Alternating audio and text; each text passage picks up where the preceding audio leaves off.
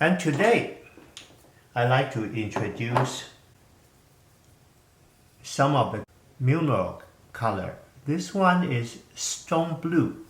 OAS just got some and my daughter is very excited and wanted me to try them and share it with you folks. This is stone blue and it is now kind of a thick paste. And I will use OAS Large Flow Brush and have the brush wet and dry, but not quite totally. There's still some moisture. And I'm adding the thick stone blue color at the tip. And I'm applying onto the ink area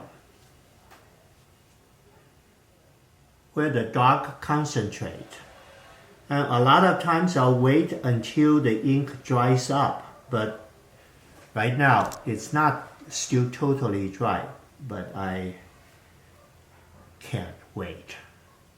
So I apply this thick color. A lot of times I try to use the Chinese idea of host and guest. So maybe a bigger area and a smaller area.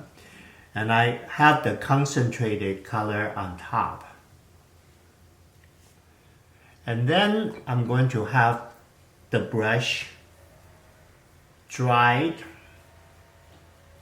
And then using the dry brush to fan the edges to make the blue ease into the ink.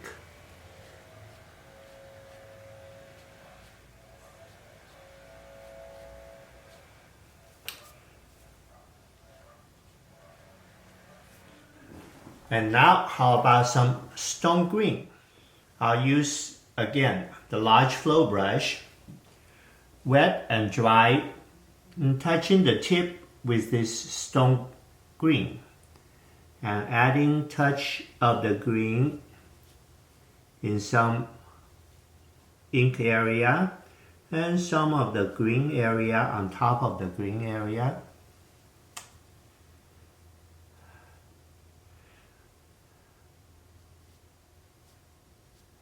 Just a touch, don't overdo it.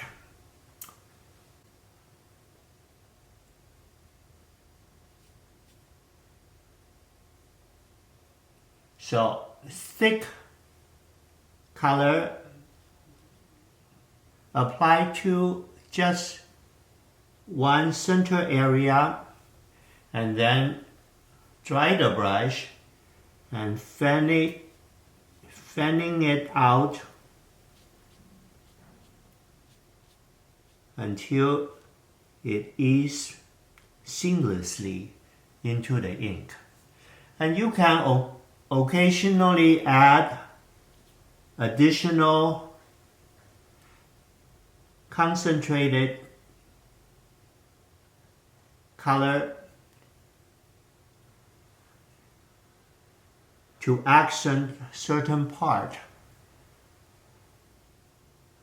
and create that sense of dimension and brightness.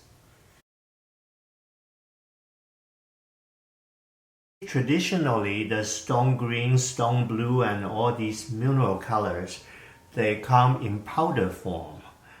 We need to put glue with them and grind to produce